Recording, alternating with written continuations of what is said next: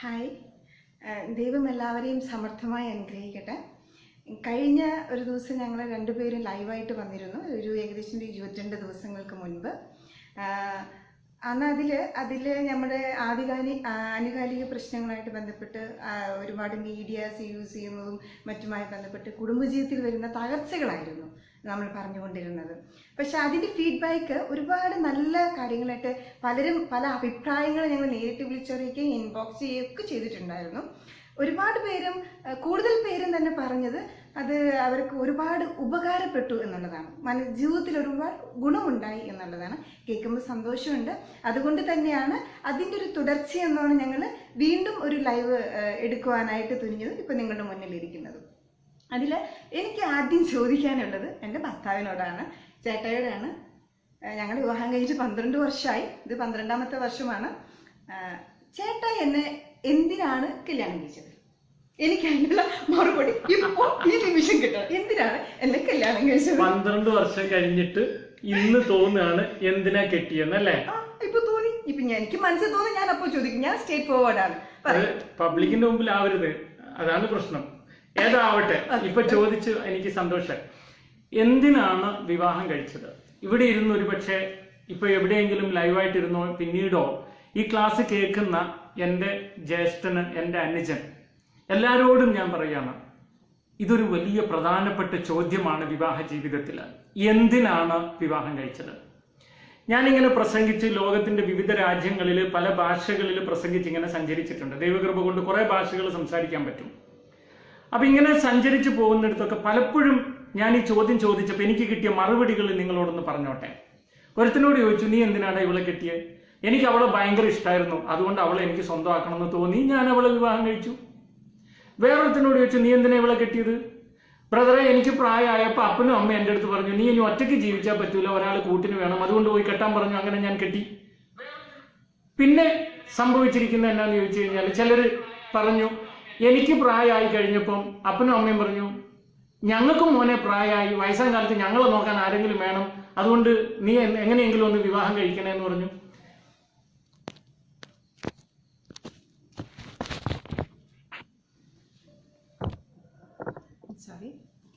Okay, അത് ക്യാമറയിൽ ഒരു ചെറിയ മിസ്റ്റേക്ക് കൊണ്ട് അങ്ങനെ ചെയ്യേണ്ടി വന്നതാണ് കേട്ടോ. ഇതെല്ലാം അതിൽ വരാവുന്ന പ്രശ്നങ്ങളാണ്, സഹിക്കുക. പിന്നെ വേറൊരാൾ പറഞ്ഞു, ഈ കുടുംബത്തിൽ നിന്ന് വിവാഹം കഴിച്ചാൽ നമ്മുടെ ബിസിനസ്സിന് ലാഭം ഉണ്ടാവും, അത് മെച്ചപ്പെടുന്ന അപ്പനും അമ്മയും പറഞ്ഞു, അതുകൊണ്ട് കെട്ടിയെന്നൊക്കെ. ചുരുക്കം പറഞ്ഞാൽ, ഇപ്പോ ഇരുന്ന് ദൈവവചനം ശ്രവിക്കുന്ന, ഇല്ലെങ്കിൽ ഞങ്ങൾ മൂലം കുറച്ച് നന്മകൾ ശ്രവിച്ചുകൊണ്ടിരിക്കുന്ന, അറിവ് സമ്പാദിക്കാൻ, ഞാൻ നിങ്ങളിൽ നിന്നും നിങ്ങൾ എന്നിൽ നിന്നും ഒക്കെ ഇങ്ങനെ അറിവ് സമ്പാദിക്കാൻ വേണ്ടി ശ്രമിക്കുന്നവരുടെ അവസ്ഥ പറയട്ടെ. നിങ്ങളുടെ ഉള്ളിൽ ഈ ഒരു പ്രശ്നം ഉണ്ടാകാം. എന്തിനാ വിവാഹം കഴിച്ചത്? എനിക്ക് മക്കൾ ഉണ്ടാകാൻ, എന്നെ നോക്കാൻ, എനിക്ക് ഇഷ്ടപ്പെട്ട ആളെ സ്വന്തമാക്കാൻ, എൻ്റെ അപ്പനെ അമ്മനെ നോക്കാൻ, വയസ്സാം കാലത്ത് എനിക്ക് ഒറ്റയ്ക്ക് പറ്റില്ല, അതുകൊണ്ട് എനിക്ക് കൂട്ടിന് ആൾ വേണം. ഇങ്ങനെ കുറെ സ്വാർത്ഥപരമായ കാരണങ്ങളാണ് സകല വിവാഹത്തിലും ഞാൻ കണ്ടത്. ഒരു പക്ഷേ ഇത് കേൾക്കുന്ന നിങ്ങളും ഇപ്പൊ ആലോചിക്കും. നിങ്ങൾ നിങ്ങളുടെ സ്വന്തം ഭർത്താവിനോട്, ചിലപ്പോൾ 50 വർഷം പഴക്കമുള്ള വിവാഹമായിരിക്കാം, ഭർത്താവിനോട് ചോദിച്ചാൽ നിങ്ങൾ എന്തിനാ എന്നെ കിട്ടിയെന്ന് ചോദിച്ചാൽ പെട്ടെന്നൊന്ന് സ്റ്റക്കായി പോകും. മറുപടി പറയാൻ അല്പം ആലോചിക്കേണ്ടി വരുന്നു. 50 വർഷം കൂടെ ജീവിച്ചിട്ടും ആലോചിക്കേണ്ടി വരുന്നു. ഇപ്പൊ ഞങ്ങളെ സംബന്ധിച്ചിടത്തോളം 12 വർഷം കൂടെ ജീവിച്ചു. ഇപ്പൊ ഇവിടെ ഇരുന്ന ആൾ എന്നോട് ചോദിക്കുക, നിങ്ങൾ എന്തിനാ എന്നെ കിട്ടിയെന്ന്. എന്നെ സംബന്ധിച്ചിടത്തോളം എനിക്ക് ഇവിടെ ഒത്തിരി ഇഷ്ടമായിരുന്നു, അതുകൊണ്ട് വേറെ ആർക്കും വിട്ടുകൊടുക്കാൻ തോന്നിയില്ല, ഞാൻ സ്വന്തമാക്കിയെന്ന് ഞാൻ പറയേണ്ടി വരും. ഇത് തന്നെയാണ് സത്യവും. അപ്പോൾ ഈ ചോദ്യത്തിൽ നിന്നും ഉത്തരത്തിൽ നിന്നും നിങ്ങളിപ്പോൾ മനസ്സിലാക്കേണ്ടത് എന്താണെന്നറിയോ? ലോകത്തിലുള്ള സകല വിവാഹവും തുടങ്ങുന്നത് ഒരു ബിഗ് ഐയിൽ നിന്നും നീയിൽ നിന്നുമാണ്. അതായത് എനിക്ക് എന്റേത് എന്ന ഒരു ഭൂലോക സ്വാർത്ഥതയിൽ നിന്ന് രണ്ടുപേർ ഒരുമിച്ച് കൂടുകയും എന്നിട്ട് രണ്ടുപേർ അങ്ങോട്ടും ഇങ്ങോട്ടും ബാർഗെയിൻ ചെയ്യുകയും ചെയ്യുന്ന ഒരു സ്ഥലമായി കുടുംബജീവിതം മാറിയോ എന്ന് എനിക്കൊരു സംശയമുണ്ട്. കറക്റ്റാണ്. ഇത് മോസ്റ്റ് സെൽഫിഷ് വേർഡ്സ് എന്ന് പറഞ്ഞു കഴിഞ്ഞാൽ ഐ ആൻഡ് മീ ആണ്. ഞാൻ, I should be loved, I should be respected, ഞാൻ സ്നേഹിക്കപ്പെടണം, ഞാൻ ബഹുമാനിക്കപ്പെടണം, എൻ്റെ സ്വപ്നങ്ങളാണ്, എനിക്ക് വിജയിക്കണം, എനിക്ക് എവിടെയും ബഹുമാനം, അങ്ങനെ ഞാനും ഞാനും എനിക്കും എന്നുള്ള ആ 2 വാക്കുകളാണ് ഏറ്റവും കൂടുതൽ കുടുംബത്തിൽ തകർച്ചകൾ ഉണ്ടാക്കുന്നത്. ശരിക്കും പറഞ്ഞാൽ ഐയിൽ നിന്നും ഐയിൽ നിന്നും വിയിലേക്കുള്ള യാത്രയാണ് ശരിക്കും പറഞ്ഞാൽ നമ്മൾ ശ്രദ്ധിക്കേണ്ട കാര്യം. അത് ഫുൾഫിൽ ചെയ്താൽ മാത്രമാണ് ജീവിതം ആനന്ദത്തിലെത്തിക്കാൻ പറ്റുക. അല്ല, ഒരു കാര്യം പ്രത്യേകം ചിന്തിക്കേണ്ട കാര്യം എന്താണെന്ന് അറിയാവോ? രണ്ടുപേർ തമ്മിൽ പരസ്പരം കണ്ണിൽ നോക്കിയിരിക്കുന്നത് കൊണ്ട് പ്രണയമാവുന്നില്ല. കണ്ണിൽ നോക്കിയിരിക്കുന്നതുകൊണ്ട് അവിടെ സ്നേഹം വരുന്നില്ല. എന്തുകൊണ്ട് ഇതുകൊണ്ട് പ്രണയം വരുന്നില്ല? അത് ഞാൻ പറഞ്ഞു തരാം. എല്ലാവർക്കും ഒരു തെറ്റിദ്ധാരണയുണ്ട്. രണ്ടുപേരുടെയും കണ്ണുകൾ തമ്മിൽ പരസ്പരം നോക്കിയിരിക്കുമ്പോഴാണ് അത് പ്രണയമായി മാറുന്നത്, അല്ലെങ്കിൽ സ്നേഹമായി മാറുന്നത്. അതൊരു തെറ്റായ ധാരണയാണ്. രണ്ടുപേരുടെ കണ്ണുകൾ ഒരേ ദിശയിലോട്ട് പോകുമ്പോഴാണ് അവിടെ പ്രണയം ഉണ്ടാവുക, അവിടെ സ്നേഹം ഉണ്ടാവുക. ശരിക്കും 4 കണ്ണുകളും, 2 പേരുടെ 4 കണ്ണുകളും ഒരേ ദിശയിലോട്ട് പോകണം, അവിടെ സ്നേഹം ഉണ്ടാവും. മനസ്സിലായില്ല, ഒരു ഉദാഹരണം പറയാൻ പറ്റുമോ? കാരണം ഇപ്പൊ എനിക്കത് മനസ്സിലാവുന്നില്ല. അപ്പൊ തീർച്ചയായും ഓഡിയൻസിനും അത് മനസ്സിലാവും. ഒരു ചെറിയ സിമ്പിൾ, എനിക്ക് വലിയ തത്വങ്ങളൊന്നും പറയാൻ അറിയില്ല. ചെറിയ സിമ്പിൾ ഉദാഹരണം. ഇപ്പോ ചേട്ടായി, എൻ്റെ ഭർത്താവ് പെട്ടെന്ന് പുറത്തുനിന്ന് ഒരു ക്ലാസ്സൊക്കെ കഴിഞ്ഞ് ഉഷ്ണിച്ച് കയറി വരികയാണ്. ആ സോഫയിൽ വന്നിരുന്ന് കഴിയുമ്പോഴത്തേക്കും ഞാൻ ഓടിപ്പോയിട്ട് ഞാൻ ഫാൻ ഇട്ട് കൊടുക്കുകയാണ്. ആള് ഉഷ്ണിച്ചു വരുന്നു, ഇരുന്നതേ ഉള്ളൂ, ഞാൻ ഫാൻ ഇട്ടു. അപ്പോഴത്തേക്ക് അതേ സമയം അപ്പൊ ആള് മനസ്സിൽ ചിന്തിക്കാൻ പോവുമായിരുന്നു, എനിക്ക് ഫാൻ വേണമെന്ന് ചിന്തിക്കാൻ പറ്റുന്നു. അതേസമയം ചേട്ടായി വന്നിരുന്നു എന്നോട് പറയാണ്, ജിയ ഫാനൊന്നും ഇട്ട് എന്ന് പറയുമ്പോഴത്തേക്ക് ഞാൻ തിരിച്ചു പറയാണ്, ഞാനും ഫാൻ ചേട്ടായുടെ അടുത്തില്ല സ്വിച്ച്, ഒന്നിട്ടാ എന്ത് കുഴപ്പം, ഒന്ന് ഇരുന്നിട്ടേ പോരെ എന്ന് പറയുമ്പോൾ അവിടെ അപ്പോ ഇവിടെ ഒരുപക്ഷെ ചിന്തകൾ ഇങ്ങോട്ടാ പോണേ, ഒരു കേട്ട എല്ലാരും മനസ്സിലാക്കേണ്ടതിന്റെ ആ ഒരു സത്ത പറയാണ്. ഇത്രയേ ഉള്ളൂ. ഭർത്താവ് എനിക്ക് ചൂടെടുക്കുന്നു, ഫാൻ ഇടണം എന്ന് ചിന്തിക്കുമ്പോഴേക്കും ഭാര്യ അത് മനസ്സിലാക്കുന്നു, പോയി സ്വിച്ച് എടുത്തു. അപ്പൊ രണ്ടുപേരുടെ ഹൃദയവും ഐക്യപ്പെട്ടു എല്ലാ കാര്യങ്ങളിലും. അപ്പം ഭർത്താവ് എന്തെങ്കിലും ഒരു ബിസിനസിനെ കുറിച്ച് ചിന്തിക്കുമ്പോഴേക്കും ഭാര്യയുടെ മനസ്സിൽ അത് കടന്നു വരണം. ഭർത്താവിന്റെ അപ്പനെ സഹായിക്കാൻ ചിന്തിക്കുമ്പോഴേക്കും ഭാര്യയുടെ മനസ്സിൽ അത് കടന്നു വരണം. ഭർത്താവ് പറയുന്നതിന് മുമ്പ് ഭാര്യ അത് അറിഞ്ഞു പോകണം. ഒരുപക്ഷെ ഇതിനെ ആയിരിക്കാം ബൈബിൾ ഇങ്ങനെ ഉദ്ദേശിച്ചത്, പുരുഷൻ അവന്റെ അപ്പനെയും അമ്മയെയും വിട്ട് ഭാര്യയോട് ചേരുന്ന് പറഞ്ഞു. ഒരുപക്ഷെ ഇതായിരിക്കും, അവർ പിന്നീട് 2 അല്ല 1 ആണെന്നാ പറയുന്നത്. അങ്ങനെ ഒരു വചനം അല്ലേ? ഈ ഒന്നാകുക എന്ന് പറഞ്ഞ ഒരുപക്ഷെ ഈ മനസ്സിന്റെ ഒന്നാകലും കൂടി ആയിരിക്കാമെന്ന് ഞാൻ വിശ്വസിക്കുന്നു. അപ്പൊ ഇനി എന്താണ് ഇനി നമുക്ക് ചെയ്യാനുള്ളത്? അപ്പൊ അത് ചെയ്യാനുള്ളത് ചേട്ടായി തന്നെ പറയണം. നമുക്കിപ്പോൾ എല്ലാ കാര്യം പറയാനുള്ള ഒരു സമയം നമുക്കില്ല, വളരെ ചുരുങ്ങിയ സമയം മാത്രമേ ഉള്ളൂ. അതുകൊണ്ട് ഒരു പുരുഷൻ എന്താണ് ഒരു സ്ത്രീയിൽ നിന്ന് എക്സ്പെക്ട് ചെയ്യുന്നത് ഒറ്റ കാര്യം നമുക്ക് പറഞ്ഞാൽ, ബാക്കി നമുക്ക് തുടർച്ചയായിട്ടുള്ള എപ്പിസോഡിൽ നമുക്ക് പറയാം. ഒരു പുരുഷൻ ഒരു സ്ത്രീയിൽ നിന്ന് ആദ്യം പ്രതീക്ഷിക്കുന്നത് എന്താണ് എന്നുള്ളത്. ചേട്ടാ എന്നിൽ നിന്നും എന്താ പ്രതീക്ഷിച്ചത്? എന്നിൽ നിന്ന് പ്രതീക്ഷിച്ചുകൊണ്ടിരിക്കും. ഒരു പുരുഷൻ എന്ന നിലയിൽ ഞാൻ എന്റെ ഭാര്യയായ സ്ത്രീയിൽ നിന്ന് എന്ത് പ്രതീക്ഷിക്കുന്നു? അതെ. പൊതുവെ ഇപ്പൊ ആരോട് ചോദിച്ചു കഴിഞ്ഞാലും ആദ്യം സ്നേഹം എന്ന് പറയും, സെക്സ് എന്ന് പറയും, ഇങ്ങനെ പലതും പറയും. മാത്രമല്ല ഇപ്പൊ തന്നെ നമ്മൾ സംസാരിക്കാൻ തുടങ്ങിയപ്പം കുടുംബജീവിതം ഈ 2 സ്വാർത്ഥർ ഒരുമിച്ച് കൂടുന്നതല്ല, ഐയിൽ നിന്ന് വിയിലേക്കുള്ള യാത്രയാണെന്നൊക്കെ പറഞ്ഞു. ഇതൊക്കെ സ്ഥിരമായി നമ്മൾ മോട്ടിവേഷൻ പ്രീച്ചേഴ്സിൽ നിന്ന് കേൾക്കുന്നുണ്ട്, വൈദികരിൽ നിന്ന് കേൾക്കുന്നുണ്ട്, ആത്മായ പ്രാസംഗികരിൽ നിന്ന്, പള്ളിയിലെ ഉസ്താദുമാരിൽ നിന്ന്, പിന്നെ അമ്പലത്തിലുള്ള പൂജാരിയിൽ നിന്നൊക്കെ ഇത് കേൾക്കുന്നതാണ്. ഒരുപക്ഷെ ഇപ്പൊ എന്നെ കേട്ടുകൊണ്ടിരിക്കുന്ന നിങ്ങൾക്കും അറിയാം. ഇപ്പം ഋഗ്വേദം, യജുർവേദം, സാമവേദം, അഥർവണ വേദം, പുരാണങ്ങൾ, ഇതിഹാസങ്ങള്, ഖുർആന്, ബൈബിള്, ഗീത, തിരുക്കുറള്, ഇങ്ങനെ ത്രിപിതക, അഭിധമ്മ പിതക, ഇങ്ങനെ ഏത് ഗ്രന്ഥം എടുത്താലും കുടുംബജീവിതത്തെ കുറിച്ച് പറയുമ്പോൾ ആ ഗ്രന്ഥങ്ങളെല്ലാം ഒരേ സ്വരത്തിൽ പഠിപ്പിക്കുന്നുണ്ട്, ഭർത്താവ് ആയിരിക്കണം കുടുംബത്തിന്റെ നാഥൻ അല്ലെങ്കിൽ ലീഡർ എന്ന്. അങ്ങനെ ലീഡർ ആയിരിക്കുന്ന, നാഥനായിരിക്കുന്ന ഭർത്താവ് ഭാര്യയിൽ നിന്ന് എന്ത് പ്രതീക്ഷിക്കുന്നു, അല്ലെങ്കിൽ ഭാര്യ ആ ഭർത്താവിന് എന്ത് കൊടുക്കണം? ഇതാണ് ചോദ്യം.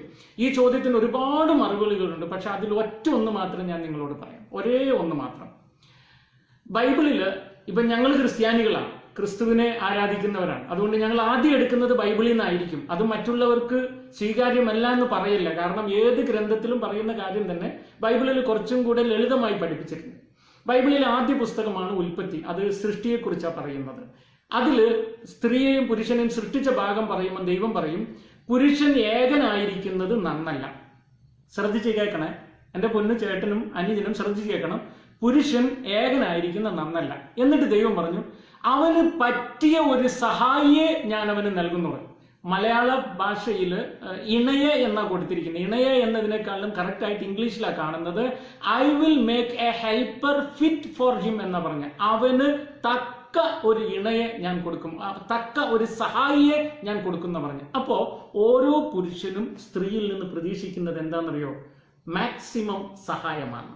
ക്ലിയർ ആയോ? എന്ന് വെച്ചാല് തുണി അലക്കി തരിക, ഭക്ഷണം വിളമ്പി തരിക, ഭക്ഷണം ഉണ്ടാക്കുക, കൊച്ചുങ്ങളെ നോക്കുക, തറ തുടയ്ക്കുക, അതാണ് ഉദ്ദേശിച്ചത്. ഇതാണ് സ്ത്രീകളോട് സംസാരിക്കുമ്പോൾ ഇപ്പൊ ആലോചിക്കുന്നത്. സഹായം എന്നാണ് പറഞ്ഞത്. അപ്പൊ സഹായം എന്ന് പറയുമ്പോ എനിക്കിപ്പോ സഹായിക്കുന്നത് തുണി അലക്കി തേച്ച് ഉണക്കി. അതിനിപ്പോ അതിന്റെ ആവശ്യമില്ല. ബംഗാളിൽ നിന്ന് ഇഷ്ടംപോലെ ആളുകളെ നമുക്ക് കൊണ്ടുവരാൻ പറ്റുന്നുണ്ട്. അതായത് ജോലിക്കാരിയെ എപ്പോ വേണമെങ്കിലും എനിക്ക് കൊണ്ടുവരാം. ഞാനൊന്ന് ചോദിച്ചോട്ടെ, ഈ 12 വർഷം നിന്നെ കൊണ്ട് ഇങ്ങനെയുള്ള പണിയെടുപ്പിക്കായിരുന്നു ഞാൻ ചെയ്തത്? അതല്ല ഉദ്ദേശിച്ചത്. പിന്നെ എനിക്കിപ്പോ അങ്ങനെയൊക്കെ തോന്നി, ഇതേപോലെ പലർക്കും തോന്നുന്നുണ്ടാവും. സഹായം എന്ന് പറയുമ്പോൾ നമുക്ക് പെട്ടെന്ന് മനസ്സിൽ വരുന്നത് അങ്ങനെയാ അല്ലെ, അതുകൊണ്ട് ഞാൻ ചോദിച്ചത്. ഓക്കെ, എനിക്ക് ആ ചോദ്യം ഇഷ്ടമായി. അത് ഒരുപക്ഷെ പ്രേക്ഷകർക്കും ഇഷ്ടമായിരിക്കും. നമ്മളുടെ ഫാമിലി ഫ്രണ്ട്സ് ആണ് നമ്മുടെ പ്രേക്ഷകർ. അത് ഏത് രാജ്യത്ത് നിന്ന് എവിടെ നിന്ന് എനിക്കറിയില്ല, പക്ഷെ കാണുന്നവരെല്ലാം ഞങ്ങളുടെ ഫാമിലി ഫ്രണ്ട്സ് എന്ന് മാത്രമേ ഞങ്ങൾ കരുതുന്നുള്ളൂ. അവർക്ക് വേണ്ടി എന്നും പ്രാർത്ഥിക്കുന്നവരുമാണ് ഞങ്ങൾ. അപ്പം ഈ ചോദ്യം നന്നായി. സഹായി ആകുക എന്ന് ബൈബിള് പറഞ്ഞു. എന്താണ് സഹായി? തുണി അലക്കി കൊടുക്കുക, ഇല്ലെങ്കിൽ ഭക്ഷണം ഉണ്ടാക്കി കൊടുക്കുക, തറ തുടച്ചു കൊടുക്കുക, കൊച്ചുങ്ങളെ കുളിപ്പിക്കുക, വാഹനം കഴുകി കൊടുക്കുക, ഇതൊക്കെയാണോ സഹായി എന്ന്? ഒരിക്കലും അല്ല. ബൈബിൾ ഉദ്ദേശിച്ച സഹായി എന്താന്ന് പറയാം. ലോകത്തിലുള്ള സകല പുരുഷന്മാർക്കും ഒരു പക്ഷെ അവരൊരു 15 വയസ്സെങ്കിലും മിനിമം ആകുമ്പോൾ അവർക്കൊരു ജീവിതത്തിൽ ഒരു സ്വപ്നം അവർ കാണാൻ തുടങ്ങും. കാണുന്ന സ്വപ്നങ്ങൾ പലതായിരിക്കും. ഒരുത്തന്റെ സ്വപ്നം അവന് അമേരിക്കയിൽ സെറ്റിൽ ചെയ്യണമെന്നായിരിക്കും. ഒരുത്തന്റെ സ്വപ്നം നാട്ടിലൊരു പഞ്ചായത്ത് പ്രസിഡന്റ് ആവണമെന്നായിരിക്കും. ഒരുത്തൻ MLA ആകണമെന്നായിരിക്കും. ഒരുത്തൻ ഒരു ആക്ടർ ആവണമെന്നായിരിക്കും. ഒരുത്തൻ ഒരു എഞ്ചിനീയർ ആവണമെന്നായിരിക്കും. ഒരുത്തന് വലിയൊരു ഡോക്ടർ ആകണമെന്നായിരിക്കും. ഒരുത്തന് സ്വന്തമായിട്ട് ഹോസ്പിറ്റൽ പണിയണമെന്നായിരിക്കും. ഇങ്ങനെ സകല പുരുഷന്മാർക്കും ജീവിതത്തിൽ ഒരു വലിയ ആഗ്രഹങ്ങൾ ഉണ്ടാവും. ആ ആഗ്രഹത്തിലേക്ക് പുരുഷൻ സഞ്ചരിക്കുമ്പോൾ അവനെ മാക്സിമം അതിൽ സഹായിക്കുക എന്നൊരർത്ഥവും കൂടി ഇതിന് നമ്മൾ കാണണം. ഉദാഹരണം ഞാൻ പറഞ്ഞു കഴിഞ്ഞാൽ എൻ്റെ ജീവിതത്തിലുള്ള ഒരാഗ്രഹമാണ് നല്ലൊരു പ്രീച്ചറായി മാറുക. ഒരു ആഗ്രഹം പറയാണ്, കുഞ്ഞിലേ ഉണ്ടായിരുന്നു. ഞാൻ 13ാമത്തെ വയസ്സിൽ മദ്രസയിൽ പഠിക്കുന്ന കാലത്ത് മുതൽ ഞാൻ ഇങ്ങനെ പ്രസംഗിക്കാൻ ശ്രമിക്കുമായിരുന്നു. നിനക്കറിയോ, ഞാൻ ആദ്യമായിട്ട് പ്രസംഗിക്കുന്നത് എൻ്റെ ഉസ്താദ് പോയിട്ട് നല്ല പ്രസംഗം നടത്തിയത് കണ്ടപ്പോൾ എനിക്കതുപോലെ പ്രസംഗിക്കാൻ കൊതി വന്നിട്ട് സെമിത്തേരിയിൽ പോയിട്ട് ഞാൻ വലിയ കോളാമ്പി പോലെ ചിരട്ടയൊക്കെ വെച്ച് കെട്ടി കയറൊക്കെ വെച്ച് മൈക്ക് പോലെയൊക്കെ ഉണ്ടാക്കിയിട്ട് പ്രസംഗിച്ചൊരു കാലം എനിക്കുണ്ടായിരുന്നു. എന്നാൽ ഇപ്പം നടക്കുന്നത് നിങ്ങളൊന്ന് ശ്രദ്ധിച്ചു നോക്കിയേ. എൻ്റെ പ്രേക്ഷകരോട് സംസാരിക്കുമ്പോൾ എന്നെ ഒറ്റക്കല്ല, എൻ്റെ ഭാര്യയും തീരുമാനിച്ചു, ഞാനും ഉണ്ട് കൂട്ടിന്. അല്ല, ഞാനത് പ്രതീക്ഷിച്ചു എൻ്റെ ഭാര്യയിൽ നിന്ന്. കുടുംബവുമായി ബന്ധപ്പെട്ട് എവിടെ എന്ത് കൗൺസിലിങ്ങിന് വന്നാലും ക്ലാസ്സിന് വന്നാലും എൻ്റെ ഭാര്യയുടെ സഹായം വേണമെന്ന് ഞാൻ പ്രതീക്ഷിക്കുന്നു. അത് കറക്റ്റായിട്ട് അങ്ങനെ തന്നെ നടക്കുന്നു. അപ്പോൾ ഞാൻ എന്താണ് പ്രതീക്ഷിക്കുന്നത് ജിജിയോട് പറയുന്നത്.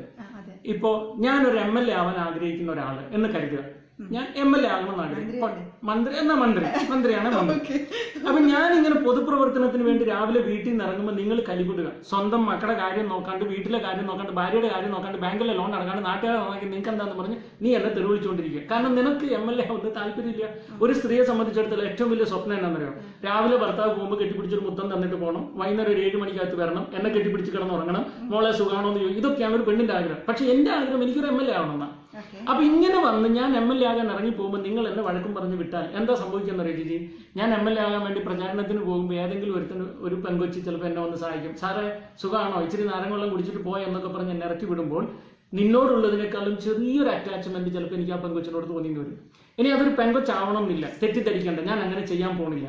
ഒരു പക്ഷേ എൻ്റെ സ്വന്തം അമ്മയായിരിക്കും രാവിലെ എന്നെ വിളിച്ചിട്ട് മോൻ ഇന്ന് ഇലക്ഷൻ പ്രചാരണത്തിന് പോവല്ലേ, ഞാൻ അനുഗ്രഹിച്ചിട്ട് വിടാം, പ്രാർത്ഥിച്ചിട്ട് വിടാം, മോൻ എന്തെങ്കിലും സാമ്പത്തിക ആവശ്യമുണ്ടോന്നൊക്കെ അമ്മ എന്നെ വിളിച്ച് ചോദിച്ചാൽ നിന്നെക്കാളും സ്നേഹം എനിക്ക് എൻ്റെ അമ്മയോട് പോകും. അപ്പോൾ ഓരോ സ്ത്രീയും അറിയേണ്ടത് പുരുഷൻ കണ്ട സ്വപ്നം പണിയാൻ വേണ്ടി സഞ്ചരിക്കുമ്പോൾ മാക്സിമം സഹായിക്കേണ്ടത് അവരായിരിക്കണം.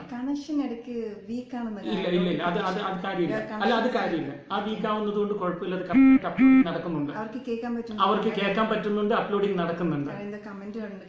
ഇല്ല അങ്ങനെയില്ല. നമ്മുടെ ശബ്ദത്തിന്റെ ഒരു പ്രശ്നം കൊണ്ട് മാത്രമാണ്. ഓക്കെ. അപ്പൊ ഞാൻ പറഞ്ഞു വന്നത് അത്രേ ഉള്ളൂ. വളരെ സിമ്പിൾ ആണ്. ഒരു പുരുഷൻ ഒരു സ്വപ്നം കണ്ടു, ആ സ്വപ്നത്തിലേക്ക് യാത്ര ചെയ്യുമ്പോൾ മാക്സിമം സഹായിക്കേണ്ടത് സ്ത്രീയാണ്.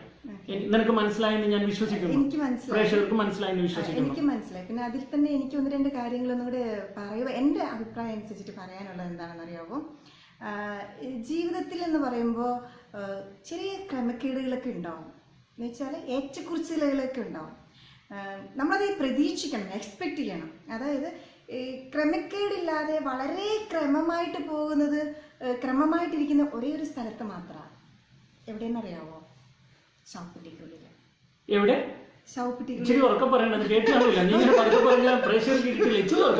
ഓക്കെ. ശവപ്പെട്ടിക്കുള്ളിൽ. കാരണം കൈയും കാലും ഒക്കെ കെട്ടി കാലൊക്കെ സ്ട്രെയിറ്റ് ആയിട്ടൊക്കെ വെച്ച് മുക്കിൽ പഞ്ഞിയൊക്കെ വെച്ചിട്ട് കറക്റ്റ് ക്രമമായിട്ടാണ് കിടത്തിയിരിക്കണം. കറക്റ്റ് ക്രമമായിട്ട് 6 അടി മണ്ണ് കുഴിച്ചിരിക്കണം. അവിടെ നമ്മൾ കയറ് കെട്ടി ഇറക്കി അതിനകത്ത് സെമിത്തേരിയിലായിരിക്കും ആ ക്രമം ഉണ്ടാവുക. ശരിക്കും പറഞ്ഞാൽ വീട്ടിൽ നമ്മൾ എക്സ്പെക്റ്റ് ചെയ്യരുത്. കുറച്ചൊക്കെ ക്രമക്കേടുകളൊക്കെ ഉണ്ടാവും, കുറച്ച് പെർഫെക്ഷൻ കുറവുണ്ടാകും. കൂടുതൽ പെർഫെക്ഷന് വേണ്ടി ഓടുമ്പോഴാണ് അവിടെ ഇവിടെയൊക്കെ തട്ടിമുട്ടിയൊക്കെ നമ്മൾ ദാമ്പത്യ ജീവിതം ഉലഞ്ഞു പോവുക, ബന്ധങ്ങൾ തകരുന്നത്. അതുകൊണ്ട് എപ്പോഴും എക്സ്പെക്റ്റ് ചെയ്യുക ക്രമക്കേടുകൾ. അപ്പം എനിക്കൊരു ഉദാഹരണം പറയാനുള്ളത് എന്താണെന്ന് അറിയാമോ? ഇപ്പോഴത്തെ കുട്ടികളൊക്കെ ആണെങ്കിൽ തന്നെയും ഇപ്പോഴത്തെ കുട്ടികളിലെന്ന് പറഞ്ഞു കഴിഞ്ഞാൽ ഞാൻ വലിയ പ്രായമായിട്ടില്ല കേട്ടോ. എന്നെ പോലെയുള്ള എല്ലാവരെയും, ചേച്ചിമാരാണെങ്കിലും കൂടെയുള്ള കൂട്ടുകാരികളാണെങ്കിലും എല്ലാവരെയും ഉദ്ദേശിച്ച് ഞാൻ പറയണേ, എന്തെങ്കിലും നിസ്സാര കാര്യം ഇപ്പോഴത്തേക്ക് നമ്മൾ വിവാഹമോചനം ഇന്നോ നാളെ നോക്കിയിരിക്കുകയാണ്, ഒരുത്തിനെ വിട്ടിട്ട് വേറൊരുത്തിനെ കെട്ടാൻ വേണ്ടിയിട്ട്. നിങ്ങൾക്ക് തോന്നുന്നുണ്ട് ഇതിലും വലിയ പെർഫെക്റ്റ് ഒരാളെ എനിക്ക് കിട്ടും എന്നുള്ളത്? കിട്ടിയാൽ തന്നെയും ഇതിനെ കഴിഞ്ഞ് വരുന്ന മോശമാണെങ്കിൽ തന്നെയും നമ്മൾ തൊണ്ടയെ കുരുത്തത് നുണഞ്ഞിറക്കാൻ വേണ്ടി നമ്മൾ സഹിക്കുകയാണ്, പുറത്ത് പറയണില്ല. പക്ഷേ ഇതിലൊരു ബ്യൂട്ടി എന്താണെന്ന് അറിയാമോ? ഞങ്ങളുടെ വിവാഹം കഴിഞ്ഞിട്ട് 12 വർഷം. ഈ വിവാഹം കഴിഞ്ഞ ആദ്യ വർഷം തന്നെ ഞാനൊരു ലേഡീനെ കണ്ടു, ഒരു മാർവാടി ഒരു സ്ത്രീ. എന്ത് സുന്ദരിയാന്നറിയാം അവരെ കാണാനായിട്ട്. അവർ രാവിലെ ഫാൽഗുനി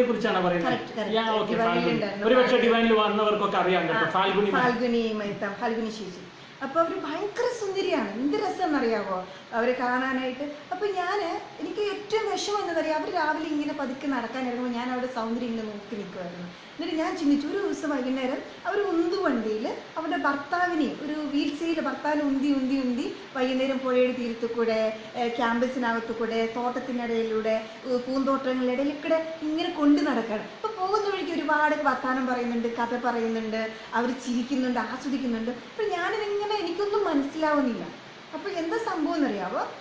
അവിടെ വിവാഹം കഴിഞ്ഞിട്ട് ഏകദേശം 1 വർഷത്തിന് മുന്നേ തന്നെ അതേ ഒരു ആക്സിഡന്റിൽ ഒരു ഫുട്ബോൾ പ്ലെയർ എന്തോ ആയിരുന്നു. അപ്പം അങ്ങനെ അയാൾക്ക് നട്ടിലിനൊരു ക്ഷതം വന്നിട്ട് അരയ്ക്ക് താഴെ തളർന്നു കിടക്കാണ്.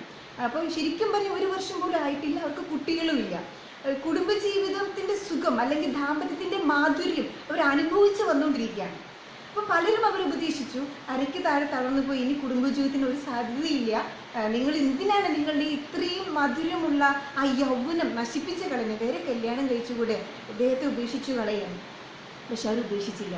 ആ വീൽ ചെയറിൽ ഇന്നും ഞാൻ 12 വർഷമായിട്ട് കാണുന്നു, ഇന്നും അവർ ആ വീൽ ചെയറിൽ ഉന്തി നടക്കും. രാവിലെയും വൈകുന്നേരം ആ പൂന്തോട്ടങ്ങളിലിടയിലൂടെ, പുഴയ്ക്കരിയിലൂടെ അവർ സൊറ പറഞ്ഞ് കഥ പറഞ്ഞ് ഒക്കെ നടക്കുന്നത് കാണുമ്പോൾ എനിക്ക് ഭയങ്കര ഒരു അത്ഭുതമാണ്. ഏറ്റവും വലിയ എനിക്ക് ജീവിതത്തിൽ ഞാൻ അത്ഭുതമായിട്ട് കാണുന്ന താജ്മഹലൊന്നുമല്ല, ഇതൊക്കെ തന്നെ ഞാൻ അത്ഭുതമായിട്ട് കാണുന്നത്. കാരണം എനിക്കും അത് ഉൾക്കൊള്ളാൻ പറ്റും, എനിക്കത് ചെയ്യാൻ പറ്റുമെന്ന് എനിക്കറിയില്ല, സത്യം പറഞ്ഞാൽ എനിക്കറിയത്തില്ല. അപ്പോൾ നമ്മളിപ്പോൾ നിസ്സാര കാര്യത്തിന് പൊട്ടിത്തെറിച്ച് വീട് വിട്ടിറങ്ങി ഓടുന്ന എല്ലാവരോടും ഞാൻ പറയാണ്, അല്ലെങ്കിൽ 2 കൂടി കിടന്നിറങ്ങുന്ന ഭാര്യയോടും ഭർത്താവിനോടും ഞാൻ പറയാണ്, ഇങ്ങനെയും ഉണ്ട് ആൾക്കാർ ഭൂമിയിൽ, ഇങ്ങനെയും ജീവിക്കുന്നുണ്ട് കേട്ടോ. ഒരു പോസിറ്റീവ് ആയിട്ടുള്ള ഒരു കുടുംബത്തിന്റെ കാര്യമാണ് പറഞ്ഞത്. 2 ദിവസം മുമ്പ് ഞാൻ മുംബൈയിലായിരുന്നു. അപ്പോൾ ഫേസ്ബുക്കിൽ നിന്ന് എൻ്റെ നമ്പർ എടുത്തിട്ട് ഒരു ചേച്ചി എന്നെ വിളിച്ചു. മോൾക്ക് പ്രശ്നമുണ്ട്, എൻ്റെ മോളോട് ബ്രദർ ഒന്ന് സംസാരിക്കുമെന്ന് ചോദിച്ചു. അപ്പം ഞാനുള്ള സ്ഥലം പറഞ്ഞു, വന്ന് കണ്ടോളാൻ പറഞ്ഞു. മോളുടെ വയസ്സ് 18 വയസ്സ്. ശ്രദ്ധിച്ച് കേൾക്കണേ, 18 വയസ്സ്. 2 അബോർഷൻ ഓൾറെഡി ഈ കുഞ്ഞിന് കഴിഞ്ഞു. 18 വയസ്സുള്ള കുഞ്ഞാണ്, പഠിക്കുന്ന കുഞ്ഞാണ്. ആരാണ് ഈ അബോർഷന് നിന്നെ എത്തിച്ചത്, അല്ലെങ്കിൽ ഇങ്ങനെ ഒരു മഹാപാപം നിന്നോട് ചെയ്തതെന്ന് ചോദിച്ചപ്പോൾ കൊച്ചു പറഞ്ഞ മറുപടി കേൾക്കണം. എൻ്റെ അമ്മയും അപ്പനും വഴക്കിട്ടു, അവസാനം അമ്മ അപ്പനെ ഉപേക്ഷിക്കുകയാണ്. അമ്മയ്ക്ക് ജോലിയുണ്ട്, സമ്പത്തുണ്ട്, ഫ്ലാറ്റുണ്ട്, അങ്ങനെ പിരിഞ്ഞു പോന്നു. പോന്നതിന് ശേഷം അമ്മ വേറൊരാളുമായി അടുപ്പത്തിലായി. പിന്നെയാണ് ഞാൻ അറിയുന്നത് അപ്പനെ ഉപേക്ഷിക്കാൻ കാരണം പോലും അയാളുമായുള്ള അടുപ്പമായിരുന്നു. അങ്ങനെ അമ്മയെ ആരാണോ ദുരുപയോഗിക്കുന്നത് അവൻ തന്നെയാണ് ഞാൻ 2 അബോർഷൻ ചെയ്യാൻ കാരണത്തിൽ എന്നെ എത്തിച്ചതുമെന്ന്. ആ കൊച്ചിന് മാത്രമൊന്നും പറയാനില്ല, നിന്ന് കരഞ്ഞുകൊണ്ടിരിക്കുകയാണ്. എത്ര നേരം എന്നറിയോ? കുറെ നേരം നിന്നു, എൻ്റെ നെഞ്ചി പഠിച്ചു, എനിക്ക് സംസാരിക്കാൻ പറ്റാതായപ്പോൾ ഞാൻ ആശ്വസിപ്പിച്ചു, എഴുന്നേറ്റ് പോരുകയാണ്. എനിക്ക് പിന്നെ ഒന്നും പറയാൻ പറ്റുന്നില്ല. ലാസ്റ്റ് ആ കൊച്ചൊരു കാര്യം പറഞ്ഞു, ഇപ്പോൾ എൻ്റെ വയറ്റിൽ 2 പ്രാവശ്യം അബോർഷൻ ചെയ്യേണ്ടി വന്ന കുഞ്ഞും എൻ്റെ അമ്മയുടെ കാമുകനാണെന്ന് അമ്മ അറിഞ്ഞാൽ ഒന്നെങ്കിൽ അമ്മ കാമുകനെ കൊല്ലും, ഇല്ലെങ്കിൽ കാമുകൻ എന്നെ സ്വന്തമാക്കാൻ വേണ്ടി അമ്മയെ കൊല്ലും. ഇതിലെന്ത് വേണമെങ്കിലും എൻ്റെ കുടുംബത്തിൽ സംഭവിക്കും. അതുകൊണ്ട് എനിക്കിത് ആരോടും പറയാൻ പറ്റില്ല. എൻ്റെ അമ്മ ഇപ്പോഴും വിചാരിച്ചത് പഠിക്കുന്ന ക്ലാസ്സിലെ ഏതോ കൊച്ചാണ് ഞാൻ ഈ അബോർഷന് കാരണമായ കൊച്ചെന്നാണ്. പക്ഷെ അമ്മയുടെ സ്വന്തം കാമുകനാണ്. എന്നെ കേൾക്കുന്ന സഹോദരി, ഞാനൊന്ന് പറഞ്ഞോട്ടെ, നിങ്ങൾക്ക് ദൈവം ഏൽപ്പിച്ച തന്ന ഭർത്താവിനെക്കാളും നല്ലത് എന്ന് നിങ്ങൾക്ക് പലരെയും പല സ്വഭാവത്തിൽ പല സ്ഥലത്തും കാണാം. പക്ഷേ കാണുന്നതൊന്നും നല്ലതായിക്കൊള്ളണമെന്നില്ല. ദൈവം ഏതാണ് ഏൽപ്പിച്ച് തന്നത്, അതിപ്പോൾ ഞങ്ങൾ ഈ ഫാൽഗുനി ചേച്ചിയുടെ കഥ പറഞ്ഞതുപോലെ ഏത് സാഹചര്യത്തിലാണെങ്കിലും അവരെ മുറുകെ പിടിച്ച് മുന്നോട്ട് പോകാനാണ് നമ്മൾ ശ്രമിക്കേണ്ടത്. സ്നേഹം അതാണ്. ബൈബിളിലൊരു വാക്യമുണ്ട്, സ്നേഹം സകലതും സഹിക്കുന്നു. അപ്പൊ സകലതും സഹിക്കാൻ, അതിൽ നിസ്സാര കാര്യങ്ങളും സഹിക്കാൻ നമ്മൾ ഇട്ടിട്ട് പോകുമ്പോൾ സ്നേഹമല്ല, അവിടെ ഇഷ്ടമാണ്. വെറും ഇഷ്ടം മാത്രമേ ഉള്ളൂ. നമ്മൾ എന്തെങ്കിലും സാധനങ്ങൾ കാണുമ്പോൾ മേടിക്കുക, അതിൻ്റെ ഒരു ബ്യൂട്ടി നഷ്ടപ്പെട്ട് കഴിയുമ്പോൾ വലിച്ചെറിയുക, അതാണ് അവിടെ നടക്കുന്നത്. സ്നേഹം സകലതും സഹിക്കണം. അതായത് അതെ, അത് 1 കൊറിന്തോസ് 13-ാം അധ്യായത്തിൽ സ്നേഹത്തിന്റെ ഡെഫിനിഷൻ കൊടുത്തിട്ടുണ്ട്. എനിക്ക് തോന്നുന്നു ഞാൻ ലോകത്തിൽ ഒരുപാട് ബുക്കുകൾ സ്നേഹത്തെക്കുറിച്ച് വായിച്ചിട്ടുണ്ട്. പക്ഷേ ഈ 1 കൊറിന്തോസ് 13-ൽ പൗലോസ്ലീഹ പറഞ്ഞൊരു ഡെഫിനിഷൻ വേറെ എവിടെയും ഞാൻ കണ്ടിട്ടില്ല. അതുകൊണ്ട് ഇന്നത്തെ ഹോംവർക്ക്, കഴിഞ്ഞ പ്രാവശ്യം ഞങ്ങളുടെ ക്ലാസ്സിൽ തന്നിരുന്ന ഹോംവർക്ക് സുഭാഷിതങ്ങൾ 1-ാം അധ്യായം മുതൽ 31-ാം അധ്യായം വരെ 31 ദിവസം വായിക്കാനായിരുന്നു. അതിൽ ഇത് 22-ാമത്തെ ദിവസമാണ്. 22 അധ്യായം വായിച്ചോ ഇല്ലയോ എന്ന് എനിക്കറിയില്ല. വായിക്കാനുള്ള കൃപ ദൈവം തരട്ടെ എന്ന് പ്രാർത്ഥിക്കുന്നു. ഇന്ന് തരുന്ന ഹോംവർക്ക് 1 കൊറിന്തോസ് 13-ാം അധ്യായമാണ്. അത് മുഴുവനും നിങ്ങൾ വായിക്കുക. അതിൻ്റെ ആദ്യത്തെ കുറേ ഇങ്ങനെ വായിച്ചു വരുമ്പം സ്നേഹം സകലതും സഹിക്കുന്നു, ക്ഷമിക്കുന്നു, അസൂയപ്പെടുന്നില്ല, അഹങ്കരിക്കുന്നില്ല, അനുചിതമായി പെരുമാറുന്നില്ല, വളരെ വ്യക്തമായി പറയുന്നുണ്ട്. അപ്പം നിങ്ങൾ ഭാര്യയും സ്വസ്ഥമായിട്ടിരുന്ന് ഈ സ്നേഹത്തിന്റെ ഡെഫിനിഷൻ ഒന്ന് വായിക്കണം, ഭർത്താവും സ്വസ്ഥമായിരുന്ന് ഈ സ്നേഹത്തിന്റെ ഡെഫിനിഷൻ ഒന്ന് വായിക്കണം. ഞങ്ങൾ റെക്കോർഡ് ചെയ്യുന്ന ഈ എപ്പിസോഡിൽ അവസാനിക്കുന്നില്ല, വേറൊരു എപ്പിസോഡിൽ നമ്മൾ വീണ്ടും കണ്ടുമുട്ടുന്നതാണ്. എന്താണ് ജിജിക്ക് ലാസ്റ്റായിട്ട് നമ്മുടെ പ്രേക്ഷകരോട് പറയാനുള്ളത്? എനിക്ക് ഒന്ന് രണ്ട് കാര്യങ്ങളും കൂടെ പറയാനുണ്ട്. അതായത് മനുഷ്യൻ എന്ന് പറയുന്നൊരു നദി പോലെ ആവണമെന്നാണ് പറയുന്നത്. അത് ഞാൻ ഫാദർ ബോബി ജോസ് കട്ടിക്കാട് അച്ഛൻ്റെ നാവിൽ നിന്ന് കേട്ട ഒരു മധുരമാർന്ന വാക്കുകളാണ്. നമ്മൾ നദി പോലെ ആവുക, കുടുംബം നദി പോലെ ആവുക, ഭാര്യ ഭർത്താവ് നദി പോലെ ആവുക. നദി എന്ന് പറഞ്ഞാൽ നദിക്ക് ഒരുപാട് പ്രത്യേകതകളുണ്ട്. അതെന്താ പ്രത്യേകത? അത് ഒഴുകും തോറും പോകുന്ന വഴിക്കൊക്കെ നട്ടും നനച്ചും ജീവൻ കൊടുത്തും ഈർപ്പം കൊടുത്തും ഒക്കെ ഒഴുകുകയാണ് അല്ലേ? അങ്ങനെ ഒഴുകി പോകുമ്പോൾ അതിന് ഏത് വഴിക്കൊക്കെ തിരിച്ചു വിട്ടാൽ ആ വഴിക്കൊക്കെ അതിന് ഒഴുകാൻ പറ്റും. മാത്രമല്ല എന്തൊക്കെ അഴുക്ക് വെള്ളങ്ങൾ എന്തൊക്കെ ഇട്ടാലും അത് അക്സെപ്റ്റ് ചെയ്യാനുള്ള മെൻറ്റാലിറ്റി നദിക്കുണ്ട്. അതേസമയം എത്ര വലിയ കലക്കവെള്ളം ഒഴിച്ചു കഴിഞ്ഞാലും ആ കലക്കവെള്ളത്തെ അത് തെളിയിച്ച് കൊണ്ടുപോകാനും മീൻസ് കുറച്ച് സമയങ്ങൾ കൊണ്ട് തന്നെ വളരെ നല്ല തെളിനീരാക്കി ഒഴുകി കൊണ്ടുപോകാനും നദിക്ക് പറ്റും. അതാണ് പറഞ്ഞത് നദി പോലെ ആവുക എന്നുള്ളത്. അപ്പോൾ ഈ കലക്കവെള്ളം നമ്മുടെ ജീവിതത്തിൽ വീണ, നദിയാവുന്ന നമ്മുടെ ജീവിതത്തിൽ വീണാൽ പോലും കാത്തിരിക്കുക. എന്താ കാത്തിരുന്നാൽ നമുക്ക് ശരിയാകാത്തത്? എല്ലാം ശരിയാകും. കാത്തിരുന്ന് കഴിയുമ്പോൾ ഈ കലക്കവെള്ളം തെളിഞ്ഞു വരുന്നത് പോലെ ഈ നദിയും ഈ നമ്മുടെ ജീവിതവും തെളിഞ്ഞു വരും. അതിനെക്കുറിച്ച് ക്ഷമയൊക്കെ വേണം. ക്ഷമയില്ലാതെ പൊട്ടിത്തെറിക്കുമ്പോഴാണ് നമ്മുടെ ജീവിതവും പൊട്ടിത്തെറിച്ച് പോകുന്നത്, കൂട്ടി യോജിപ്പിക്കാൻ പറ്റാത്ത വിധത്തിൽ പോകുന്നത്. ഇപ്പം എനിക്ക് തോന്നുന്നുണ്ട് ഒരു കാര്യം കൂടി ഞാൻ പറഞ്ഞിട്ട്, ഞാനും എൻ്റെ ഭർത്താവും എൻ്റെ ചേട്ടായി തമ്മിൽ വഴക്കിട്ടു. ചേട്ടായി വേറെ റൂമിലാണ്, ഞാനും വേറെ റൂമിലാണ്. രണ്ടുപേർക്കും പണി കൊടുക്കാൻ വേണ്ടിയിട്ട് ഞങ്ങൾ ഒന്നിച്ച് കിടക്കാതെ പരസ്പരം 2 റൂമിൽ കിടക്കുന്നത്. പക്ഷേ നിങ്ങൾക്ക് തോന്നുന്നുണ്ടോ ഞാൻ എൻ്റെ റൂമിൽ കിടന്നിട്ട് സുഖമായിട്ട് കിടന്നുറങ്ങാൻ പറ്റുന്നുണ്ട്, അല്ലെങ്കിൽ ചേട്ടായിക്ക് കിടന്നിട്ട് ചേട്ടായിക്ക് സുഖമായിട്ട് കിടന്നുറങ്ങാൻ പറ്റുന്നുണ്ട്? പക്ഷേ ഈഗോ സമ്മതിക്കുന്നില്ല. ശരിക്കും പറഞ്ഞാൽ രണ്ടുപേരുടെ ഹൃദയത്തിൽ വേദനയുണ്ട്. ആ വേദന സഹിച്ചിട്ടാണ് ഞങ്ങൾ രണ്ട് റൂമിൽ കിടക്കേണ്ടി വരുന്നത് അല്ലേ? അതുപോലെയാണ് നമ്മൾ ഈ കുടുംബജീവിത പ്രശ്നം ഉണ്ടാക്കുന്നത്. നമ്മൾ സ്വയം വേദന തിന്നിട്ടാണ് മറ്റുള്ളവരെ വേദനിപ്പിക്കുന്നത്. അതിലെന്താ അർത്ഥമുള്ളത്? അപ്പം നദിയാവുക, നട്ടും നനച്ചും വളർത്തിയും മറ്റുള്ളവർക്ക് ജീവൻ കൊടുത്തും പുഴയുടെ ആ വിട്ടുകൊടുത്ത് നമ്മൾ ഒഴുക്കിനനുസരിച്ചിട്ട് പുഴയ്ക്ക് ചാല് വെട്ടുന്നതനുസരിച്ച് ഒഴുകിപ്പോകാനായിട്ടുള്ള ഒരു അവസരം നമ്മുടെ കുടുംബജീവിതത്തിൽ ഉണ്ടാകട്ടെ. എല്ലാവരെയും ദൈവം സമർത്ഥമായിട്ട് അനുഗ്രഹിക്കട്ടെ. ചേട്ടാ എന്തെങ്കിലും പറയാനുണ്ടെങ്കിൽ പറഞ്ഞ് കൺക്ലൂഡ് ചെയ്യാം. സർവശക്തനായ ദൈവം ഞങ്ങളെ ശ്രവിച്ചുകൊണ്ടിരുന്ന സകല മനുഷ്യർക്കും, ഞങ്ങളുടെ ജ്യേഷ്ഠാനുജന്മാർക്ക് ഒരു സ്വർഗതുല്യമായ കുടുംബജീവിതം ഭൂമിയിൽ നയിക്കാനും മറ്റുള്ളവർക്ക് മാതൃകാപരമായ ഒരു ജീവിതം നയിക്കാനും ദീർഘായുസ്സോടും നല്ല ആരോഗ്യത്തോടും സാമ്പത്തിക അഭിവൃദ്ധിയോടും മാറാവ്യാധിയോ പകർച്ചവ്യാധികളോ ഒന്നും വരാതെയും ദൈവം നമ്മളെ ശ്രവിച്ചവരെ എല്ലാം സംരക്ഷിക്കട്ടെ എന്ന് പ്രാർത്ഥിക്കുന്നു. ആമേൻ. Thank you so much.